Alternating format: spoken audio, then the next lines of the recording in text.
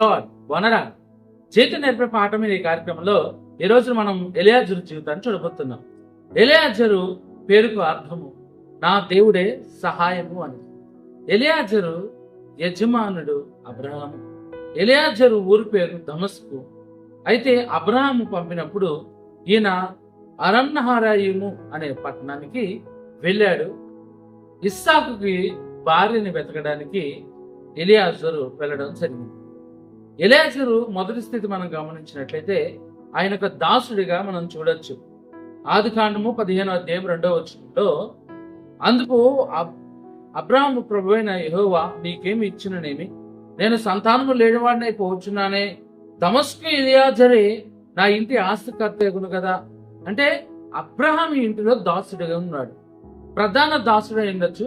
అంటే మొదటి స్థితి మనం గమనించినట్లయితే నమ్మకమైన దాసుడిగా ఉన్నాడు. ఆయన విధానం ఎందుకంటే అబ్రహాము తన ఇంట్లో ఎంతో మంది పనివారు ఉన్నారు, తన చుట్టూ ఎంతమంది పనివారు ఉన్నప్పటికీ దేవుడితో మొరపెడుతున్నాడు, అయ్యా నాకు కుమారులే లేరు కదా, నాకు పిల్లలే లేరు కదా, మరి నా ఆస్తి కానీ నాది అంత సర్వస్వము ఈ నా ప్రధాన దాసుడైన ఈ దమస్కు ఎలియాజరుకే చెందాలా అని అడుగుతూ ఉన్నాడు. ఆయన్ని అంటే అంతగా తన కుమారుడిలాగా చూసుకున్నాడు. అబ్రహాము ఎలియాజర్ని తన ఇంటి కుమారుడిలాగా లేకపోతే వారసుడిలాగా ఎప్పుడు ఆలోచిస్తూ ఉండేవాడు. అంటే అంత మంచి నమ్మకమైన దాసుడై ఉన్నాడు ఎలియాజరు. ఎలియాజరు జీవితాన్ని మనం గమనించినట్లయితే ఎవరికి అప్పగించలేని పనిని అబ్రహాము ఎలియాజర్కి అప్పగించాడు. ఏంటి ఆ పని అంటే, తనకు కుమారుడు పుట్టినప్పుడు ఆ కుమారుడికి ఇక్కడ ఈ లోకంలో అంటే తను ఉంటున్న ఏరియాలో వారిని కాకుండా తన సొంత ఇంటి వారిని ఇచ్చి పెళ్లి చేయాలని ఆ బాధ్యత, తన సొంత వంశస్థుల్ని ఇచ్చే పెళ్లి చేయాలి, ఆ పిల్లని తీసుకొచ్చే బాధ్యత కేవలము ఈ ఎలియాజర్కి ఇవ్వడం జరిగింది. అతి శ్రేష్టమైన పని అబ్రహాము తన దాసుడైన ఎలియాజర్కి అప్పగించడం జరిగింది. అయితే ఆయన చేసిన పని ఏంటి? ఎలియాజరు తన జీవితంలో చేసిన పని ఏంటంటే ఆయన ప్రార్థన చేసేవాడిగా ఉన్నాడు. అంటే తన యజమాని అప్పగించాడు పని, తన వంశంలోంచి కుమార్తెను తీసుకొచ్చి తన కుమారుడికి పెళ్లి చేయమని అబ్రహాము చెప్పాడు. ఇచ్చిన పని తను చెయ్యాలి. ఎలా చెయ్యాలో తనకు అర్థం కాల. ఎక్కడిని ఎతకాలి, ఎవరినైనా ఎతకాలి, ఏ అడ్రస్ అయినా ఎతకాలి. ఇప్పుడంటే గూగుల్ మ్యాప్ ఉందండి, మనకి ఒక అడ్రస్ నుంచి ఒక అడ్రస్కి వెళ్ళిపోవడానికి ఉంది. కానీ అక్కడ వాళ్ళు అబ్రహాం వంశస్థులు ఎక్కడ ఉన్నారు, వాళ్ళు ఎలా దొరకబట్టాలి, ఎలా తీసుకురావాలి అనే సందిగ్ధంలో ఆయన చేసిన పని ప్రార్థన చేసిన వాడే ఉన్నాడు. అంటే నాకంతా తెలుసు, నేను ఆ రూట్లో వెళ్తా, నేను ఈ రూట్లో వెళ్తా, అక్కడికి వెళ్తా అనుకోలే. ప్రభువా ఏదైనా నువ్వే చూపించాలి అని ఆయన చేసిన ప్రార్థన ఆదికాండం 24వ అధ్యాయం 14వ వచనంలో చూడొచ్చు. కాబట్టి నేను త్రాగునట్లు నువ్వు దయచేసి నీ కడవను ఉంచమని నేను చెప్పగా, నీవు త్రాగము నీ ఒంటెలకును నీళ్లు పెట్టదునని ఏ చిన్నది చెప్పునో ఆమెయు నీ సేవకుడైన ఇస్సాకు కొరకు నీవు నియమించినదై ఉండును కాక, అందువలన నీవు నా యజమానుని మీద అనుగ్రహం చూపువని తెలుసుకొందును. నేను ఈ వాక్యాన్ని బట్టి గమనించినట్లయితే ఎలియాజరు ప్రార్థన చేశాడు, ప్రభువా ఇది నా వల్లైతే కాదు, నేనైతే ఒక చక్కని అమ్మాయిని నేను చూడలేను, ఆ వంశస్త్రాలను నేను తీసుకురాలేను, కానీ నీవే నాకు సహాయం.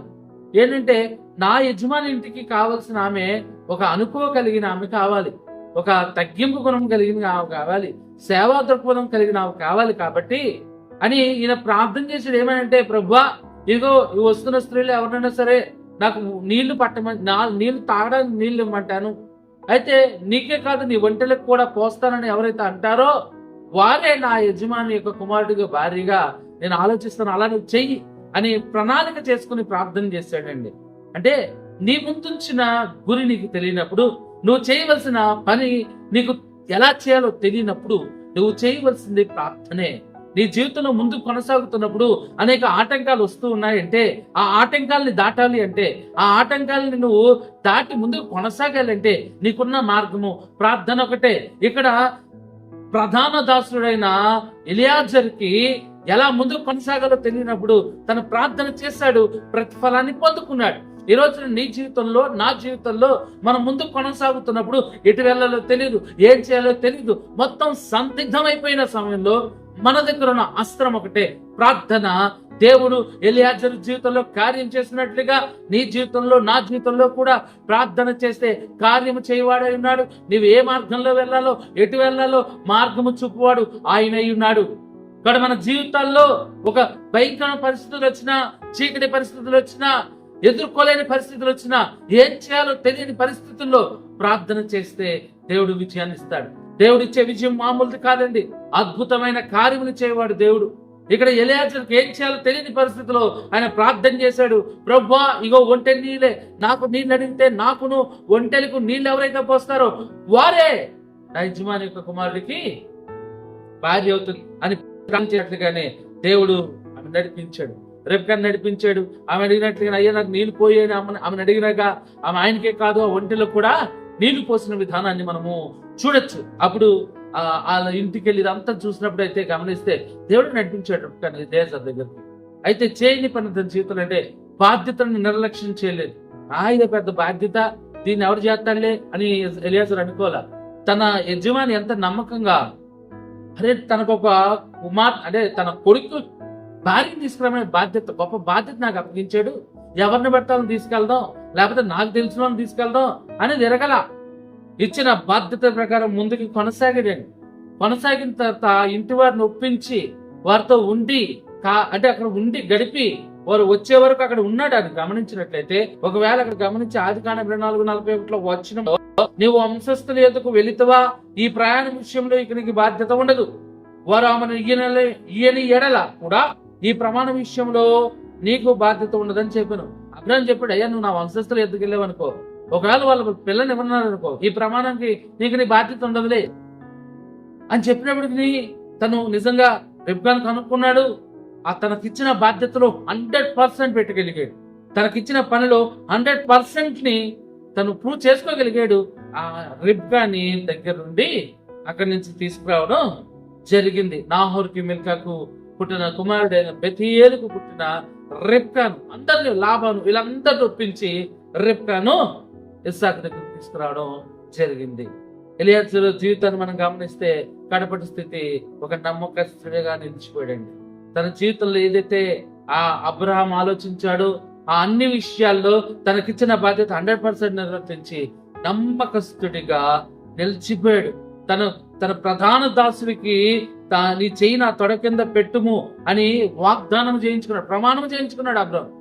ఆ ప్రమాణాన్ని నిలబెట్టిన వాడుగా ఉన్నాడు ఎలియాజరు. నమ్మకస్తుడు, ఎంత మంచి నమ్మకస్తుడు ఎలియాజరు అబ్రహాంకి. ఆఖరికి మనం గమనించినట్టు ఎలియాజరు జీవితం మనకు నేర్పేది మనం కూడా నమ్మకంగా ఉండాలి. మనకిచ్చిన బాధ్యత పట్ల, మనకిచ్చిన సేవ పట్ల, మనకిచ్చిన సంఘం పట్ల మనం ఎప్పుడు బాధ్యతగా ఉండాలి.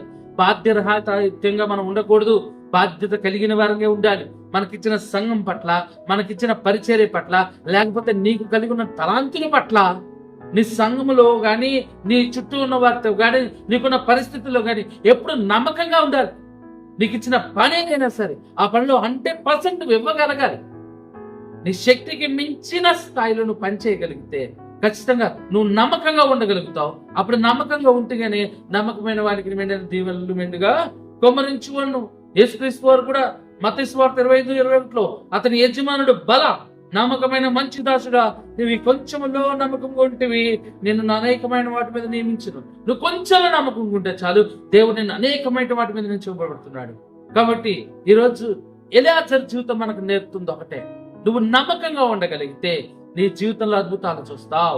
నువ్వు నమ్మకంగా ఉండగలిగితే నీ జీవితంలో ఆశ్చర్యకార్యాలు చూస్తావు. నువ్వు నమ్మకంగా ఉండగలిగితే అనేకులు నిన్ను చూసి దేవుని వైపు తిరుగుతారు. నువ్వు నమ్మకంగా ఉండగలిగితే అనేకులు నీ ప్రార్థన ద్వారా ఆశీర్వదించబడతారు. నీ నమ్మకము నీవు ఆశీర్వదించబడుతూ ఇతరులకి ఆశీర్వాదంగా ఉంటావు. కాబట్టి నమ్మకంగా ఉందాం, నమ్మకమైన పనులు చేద్దాం. నీకు ఇచ్చిన సంఘం పట్ల, నీకు ఇచ్చిన పరిచర్య పట్ల, నీకు ఇచ్చిన తలాంతుల పట్ల నమ్మకంగా ఉంటే నమ్మకస్తులైన నీ జీవితంలో దేవుడు మెండైన దీవెనలు కుమ్మరించునుగా. ప్రశ్నలాడండి. ఈ సమయంలో